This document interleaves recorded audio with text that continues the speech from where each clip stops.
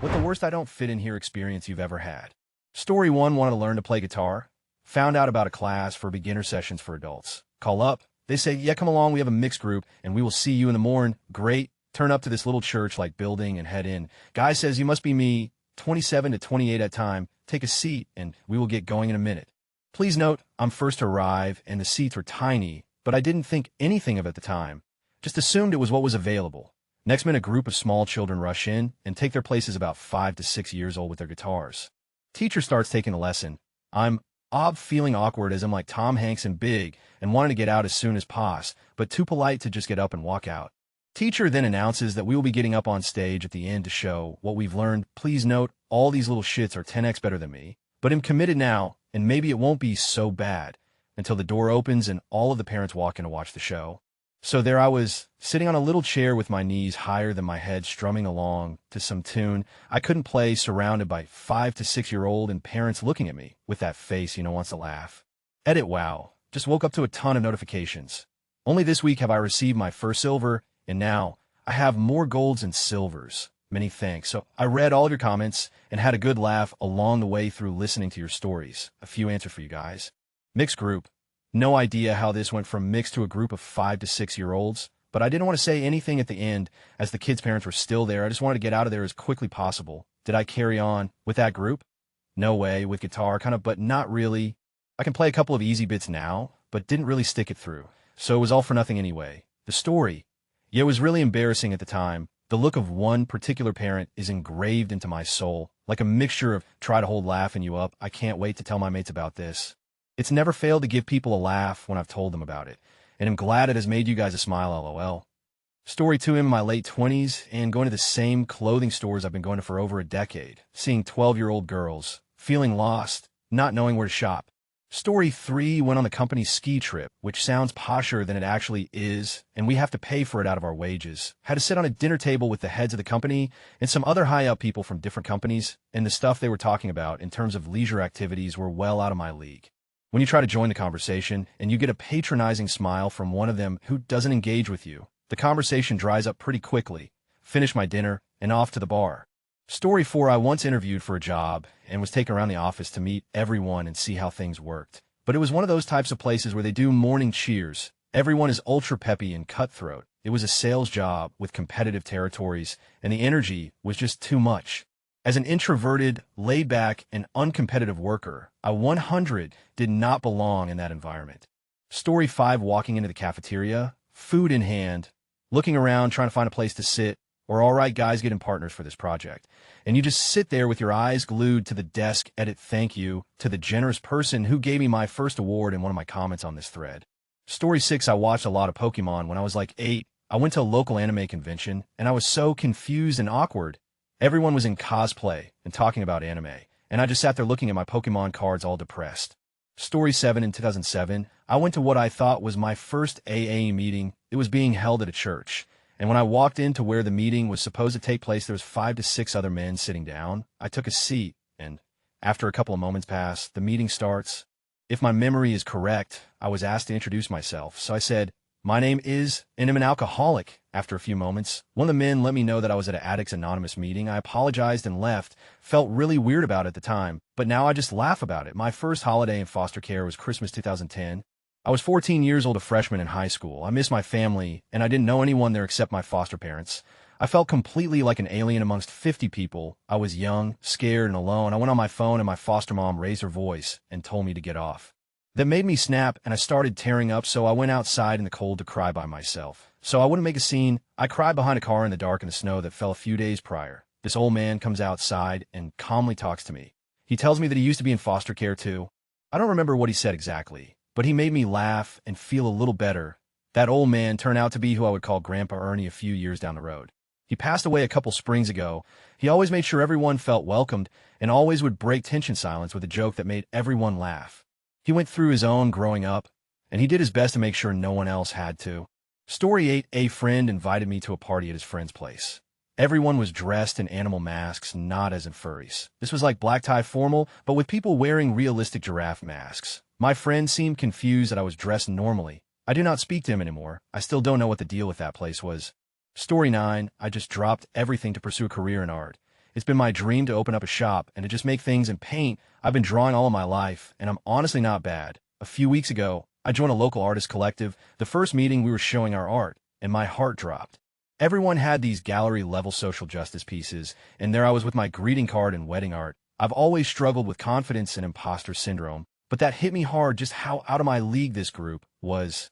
I'm staying in it because I think it will challenge me to expand and grow. But do I feel incompetent every time I see them? Story 10 a.m. A college professor. Got my first job out of grad school. Quit at the end of the second year. Found out while quitting that they were about to fire me. It was one of the 10 largest universities in the USA. Today I teach at a tiny liberal arts college. Been there over a decade. And they vote me Professor of the Year an average of once every 3 years. Here I fit. There I didn't. There was big, research-driven, prestige-hungry here. They want me to take good care of the students. That I can do. I love my job. Story 11. Am expat Dutch. Meaning I was born there and have a passport. Moving to the Netherlands as a teenager for the first time did not go well. Teenagers are. But even more so if you are any kind of foreign and don't speak the language perfectly. Story 12. In southwestern Australia. I was there working for a bit and went out with some locals. We were walking home from the bar when one of them said he wanted to go for a bit of longer walk. So we detoured around another block. Suddenly we were walking through the bush, and then we pop out the other side, near this sketchy house. A really sketchy dude comes out, looks at me, and asks one of the guys who I am. They say I'm Canadian, and he asks me a few questions, presumably to hear my accent. Then they hand him a few $100s, and he hands him a few small bags of drugs. On the way home, the guys in would stop, open up one of the bags, and smash the contents up on a rock and snort it. I politely declined. Suddenly, everyone in with is high on meth. Once I was familiar with the area we were in, I got the out of there. Story 13. Recently moved to China due to work. China is fine and all. Food is exceptionally nice, and the general cost of living is significantly lower. Although I do speak some Mandarin and am somewhat familiar with China due to my mother being Chinese, I do often feel the differences, like how alien this culture here is to me. It's a very odd feeling, seeing all these people that look the same as me, yet completely different. Story 14. I came to Germany in 2017 with my MSc in environmental sciences from Hungary. A job to find was hard, so I had a plan B. I took a job by Deutsche Bahn German Railways. I don't really know how to say in English, but basically I control train stations and set routes for trains, called Fahrdienstleiter in Germany. Look it up if you want to. So I took the schooling. I had my first station, and as an apprentice or something like that, I had to go to the tracks and inform people about where their train comes. I felt pretty shitty. It's normally not part of the job. All the passengers were well-suited men and women, lots of offices around here, and I was in a dirty safety west. I just felt that I belonged to them, not here. In the end, I found myself here. My next job will be at the Central Station in Nuremberg, which is a pretty big deal, like a flight control tower with trains. I fucking love trains. Edit. Thanks for the kind comments.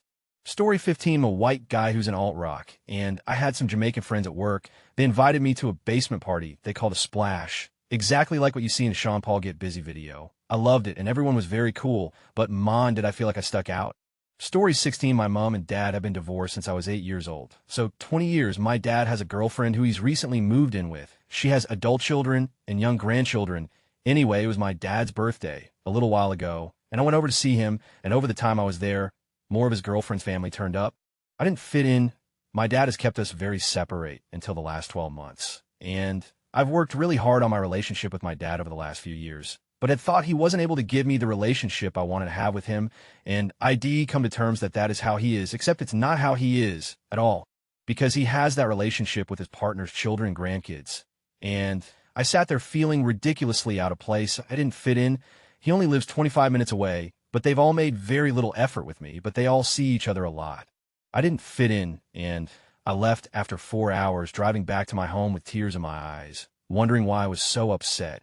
And then I realized it's because, once again, it's just another situation where I don't fit in.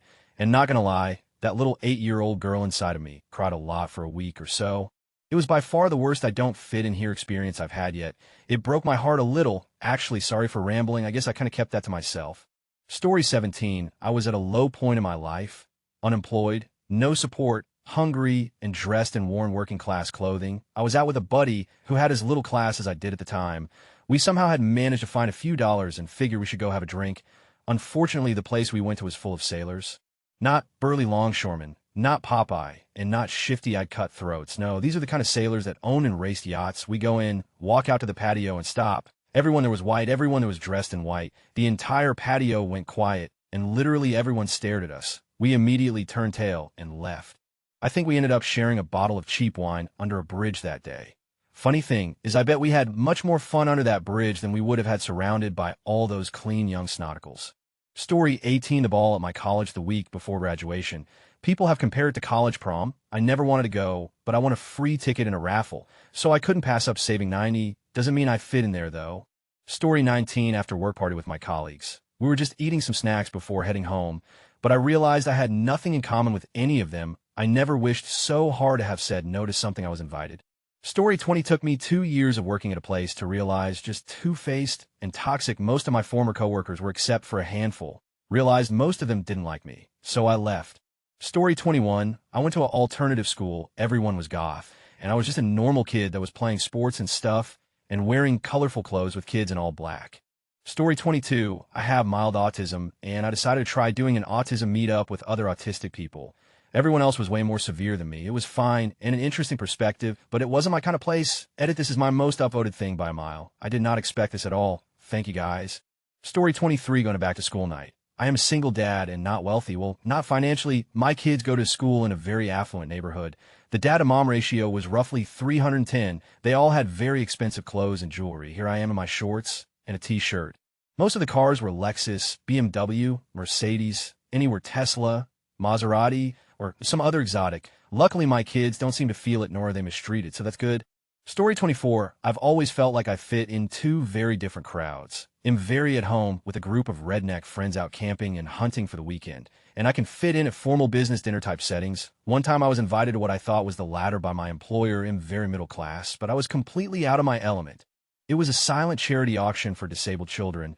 They had various donated items up for auction. You could add your name to a list with your bid, and someone else could add a higher bid under that. The cheapest thing they had to bid on was a Barbie doll. It was $375.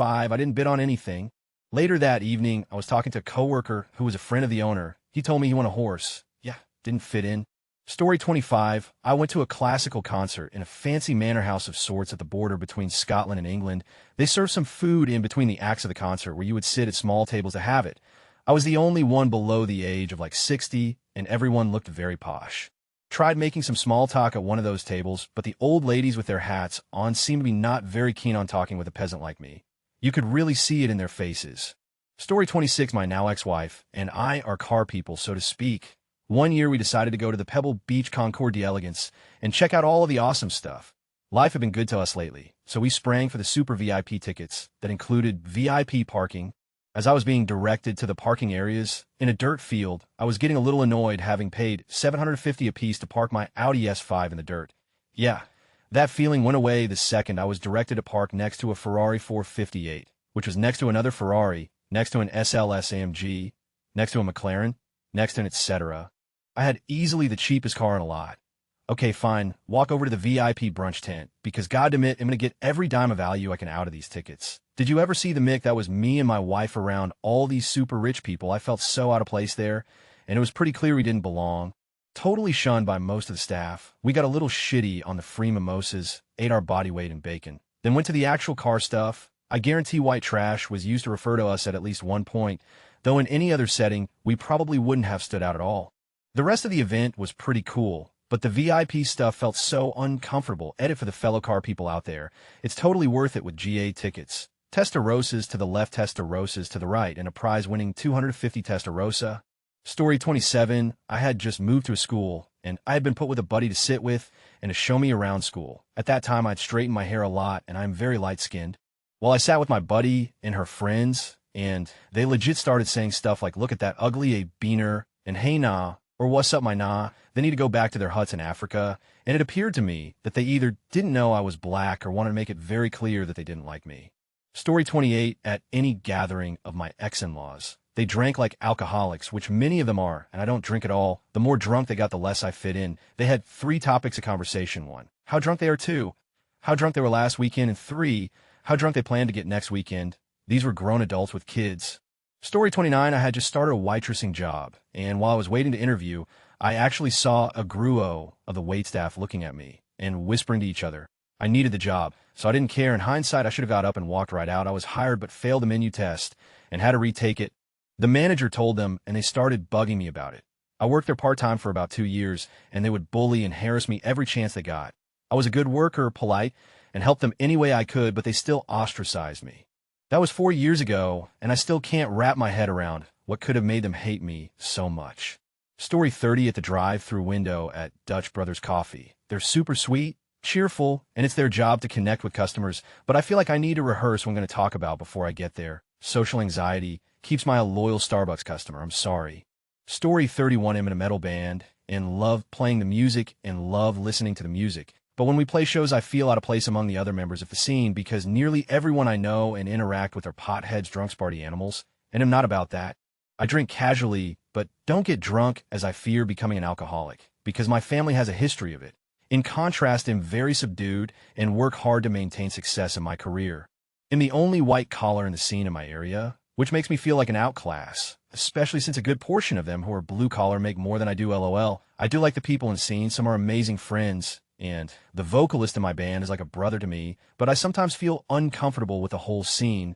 I also feel like I'm around them when I mention my career because I'm afraid I sound like I think I'm above everyone or something, but I can't imagine not playing music anymore. It feels amazing when I'm actually playing. Story 32, I'm stuck in a military school where it is very hard to leave. I hate it, but the moment I knew I have to go is when I realized I couldn't even lift a military bag of my weight. I'm only 46 kilograms because it crushed my back. That type of everyday task a military can do, I just can't. If I stay here, I'll spend my adult my life in a wheeling chair. Story 33, I joined a sorority in college. That in and of itself was a major, I don't belong here mindfuck. But when I got my big and I went to her house for the first time, I absolutely knew that I didn't belong. She and her mom live alone. Her dad passed when she was 12 in a giant house in one of the richest districts in Maryland. I pulled into their neighborhood, and every house there looks like it's worth at least $1 million. Her mom is a high-up lawyer for the state and makes hella money. Like, they have a huge beach house kind of money. It made me uncomfortable. I grew up in a small rural town with not a lot of money, and being around so many people who could spend 100 and not even blink at it gave me very distinct, I don't belong here vibes. Don't get me wrong, my big and her mom are wonderful, lovely people, just wealthy as. Story 34, my friend, is the type of person who's friends with everybody. I've known him since we were real little, so I'd say I'm one of his closest friends. When we hang out, though, he gets caught up in making plans with all of these people whom I don't know or I don't talk to at all. Being nice, I agree to just be around while he picks up and drops off all these people. Sometimes I go in their house and hang out. In the polar opposite of these people, I'm quiet, and smoking isn't really my thing. So I'm awkwardly sitting on this person's couch while everyone is smoking and laughing with each other. I get all the attention from their dogs, so that's a plus. Story 35, my neighborhood ladies tennis team. I'm an engineer who has worked almost exclusively with men for the last 25 years and have a very masculine way of communicating, very direct, not curse word free. Doesn't make me MS popularity on my very Southern Ladies Who Lunch team. Story 36, first time I went to a kink club as a young lady in my 20s. I was the only one under the age of 35 and probably the only who knew what a gym was. I've never felt so out of place in my life. Story 37, I was invited to a Somali wedding by my Somali friend, and I was excited to go. When I got there, it arrived 45 minutes after the time I was told, and I was still one of the first people to show up when all the women started coming and they all sat everywhere else with their friends and family, and not with the only white girl there. The one who invited me was nowhere to be found, so I just smiled dumbly at everyone I made eye contact with, being the only one who doesn't speak Somali or even know anyone, so awkward, and yet I have fond memories of that night. Story 38, I'm a filmmaker. In my younger years, I made a film that was received well, and I got invited to speak at a big shot conference. Oscar winners, high-flying producers, big-name actors. No one gave about my little talk, and in between sessions, I had no one to hang with, it felt like. After the first day of a 3-day weekend, I went to my hotel room, had a panic attack, and cried to my via Skype. I'm a fairly confident person, so even as the weird one at school, I never really felt out of place, but that conference was the worst. It was the only time in my life that I felt like such an awful, horrid, worthless loser. But I knew I had to stick it out if I wanted any sort of career in the industry. So I took a deep breath, gathered all the dignity and courage I could, and forced myself to go back the next day. I suffered through the quiet moments pretending I was back at school and didn't give a what anyone thought. It also helped a lot to put things into perspective that the conference was going to be one of many, many moments in my career and that people were just there to do business. I could potentially come back someday with some business for them. And then people would talk to me. That was easy for my ego to understand. After I gave my talk, I actually got approached by some producers. They gave me their cards, and I made some connections I still talk to this day. But that first day will always stick with me. And once in a while, when I'm feeling like a cocky, as I normally do, I think back to that low moment. And it helps to reorient my thinking. Even if I had walked away from that weekend with 0 cards, it would have been worthwhile just for that change in mindset. So basically, I'm the guy who always ends up as a third wheel. They'll be hanging with a friend or whatever when all of a sudden their GF would come out of nowhere, and then I instantly moved behind the two of them, just being awkward. It sucks. Story 39. I've had so many it's hard to pick the worst. It always hurts. But as I got older, I'm learning to cope and actually appreciate it for what it is. Looking back on my life, I've never actually fit in anywhere. I've coped, and I've even made friends for a while. I'm not completely hopeless socially, not shy and happy to chat to anyone. I'm happily married, so I'm not completely repulsive. It's not even that people actively dislike me. I'm sure if I got hit by a bus tomorrow, people would turn up to my funeral and say nice things about me. But I've never found my people in the way that people talk about, and currently have no one barring my husband I could truly call a friend at all. I've realized that I'm always slightly different and out of step somehow, and that's what's behind it. There's just something about me that silently signals odd one out. I know in my heart that if there was ever a real honest witch hunt again, I'd be one of the first people implicated, because I've just got that wildebeest limping at the back of the herd vibe about me. The mob would pick me off, and no one would really feel guilty because, well, she was a bit, odd. I was recently given the cold shoulder by a group of people I've known for years, and it made me realize that I didn't fit in and wasn't cared for by this group of people either. It hurt a lot at the time it happened, but in a way it's also been very freeing. I think I might as well just be me and not worry about what people think, or it's going to end up not liking me anyway. Story 40. Anytime I'm out with my husband's friends' wives, they get drunk and loud and shrill, and I just want to go home and watch British police procedurals on the couch. Actually, any group where the volume just goes up ridiculously. I feel like I'm 70 years old and need these kids off my lawn, but manage your freaking volume. Story 41. When I first met my in-laws, the entire family, and was in Medellin, as they are from there originally, and have these reunions there, I didn't speak Spanish yet. They kept asking me about how often I go to church. One of the uncles in particular seemed to have no filter and asked my opinion on things like religion, politics, my intentions with his niece down to how many kids we plan on having. We're not even engaged yet. Beautiful city, though, and I love going there now. First time was just a rough week. Story 42, definitely university for me. My family were very pushy that I go to university, mostly because they saw it as the best way to get out of my hometown, where there was no real work opportunities. I got knocked back several times until I finally got good enough grades to be accepted on a maths-based bachelor's program. The classes were both intensely boring and way over my head at the same time. My classmates were all nice enough, but came from a more middle-class background, and as such we didn't have a lot in common, and the issues I was facing financially didn't seem to affect them. I ended up working full-time on top of classes to pay my student accommodation. My parents made too much money for me to get any real amount in loans or bursaries, but they had a ton of financial responsibilities and couldn't afford to help me out. I ended up getting drunk every morning to stop caring about feeling out of place or out of my depth. Showed up to work drunk on a daily basis also. The last straw for me was when I was in a communal area of my accommodation preparing my work uniform, and one of my classmates came in and asked if I was getting ready to head to work. I said yeah, and he replied, "Yeah, I know what that's like. I had to get a job last summer, so my parents would buy me my car." That really just summed up how different I felt. I ended up leaving at the end of the year with nothing but a bit of debt and a job as a waiter, but leaving was honestly the best decision I made. Story 43, intercollege dorm room. Entered interconnected bathroom to see what the party I'm hearing from next door is. My forms are 2 rooms connected by a bathroom. See people doing keg stands and chugging vodka and tequila. Reenacted the Homer Simpson bushes meme. Walked into my room, locked bathroom door, played some Rainbow Six Siege. Either that, or being brought up on stage at a summer camp to sing when I was the quiet kid who read books. I almost imploded. Story 44, I volunteered at a field trip for my son despite being afraid of strangers, large crowds, and a lot of noise. I had no idea of what I was supposed to do. No one would answer when I asked. It was like I wasn't even there. And when I tried to join a group of mothers, they literally closed ranks to keep me out. I went home after that. Story 45, 55-year-old grandma here going to college with 18-year-olds. No one wants to sit next to, much less get into a group with this old lady. Oh, it's okay, I hate group. Story 46, 10 years of being friends with a group of people who were, in hindsight, openly mean and nasty to me. It finally hit one day, and I left and never looked back. Story 47, a couple years ago, when the total solar eclipse tracked across the continental U.S., I headed down to Missouri to see it. I ended up in some podunk little town, which managed to validate every single stereotype I've ever associated with Missouri, and then doubled them. I saw a house that was literally being propped up by a log. It was leaning to the right, the log was jammed into the dirt and bracing the wall. The fact that it wasn't condemned tells you the living conditions they're accustomed to. Anyway, my I don't fit in here moment happened the morning after the eclipse. ID checked out of the motel and stopped at some little diner for breakfast before heading out. It was filled with old people. Apparently church had just gotten out or something. I'm sitting there eating my breakfast, and they break out in song. The entire diner full of old people break out in some hymn. And they just don't stop either. It's one after another after another. I ended up shoveling my food into my pile as fast as I could, left a 20 on the counter, and got the out of there as fast as I could. Story 48, not strictly relevant, because I basically do fit in there, but I still often get this feeling even around my friends. They'll just suddenly get overwhelming paranoia that they'd all prefer if I wasn't around. I'm pretty sure it isn't true, but that doesn't stop me sometimes thinking it.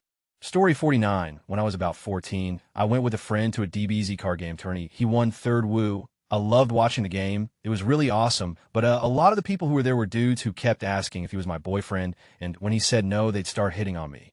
To be fair, though, I think at least one of his games was won because the other person kept talking to me. Story 50, getting lost in Washington, D.C. after seeing all the tourist sites. This was before GPS, and clearly my map skills needed work. As we drove out of the city, the area got rougher and rougher. Bars on everything and stone-cold stares from the people on the street. We locked the doors and kept going, but I've never been so relieved to get out of the neighborhood. Story 51, 6 years into a relationship, I realized that if this is what the rest of my life was going to be like, then I needed to get out. 6 years investment wasn't enough to gamble the rest of my life on a person like him. Story 52, my then boyfriend, now husband, really enjoys the music of the EDM artist Millennium. Millennium announced a tour and will be playing nearby. So my guy bought a pair of tickets, and we went. It didn't occur to either of us beforehand that we would essentially be going to rave. I have never felt more out of place in my life. We were surrounded by way too many people who were all way too young, wearing way too little clothing, and doing way too many drugs. I very clearly remember standing in line waiting for the venue to open. I was wearing cargo pants and a baggy Lord of the Rings shirt, and standing next to a group of girls who all looked about 13 years old, who were essentially wearing lingerie sets, and having a 20-minute long, very animated conversation about glitter.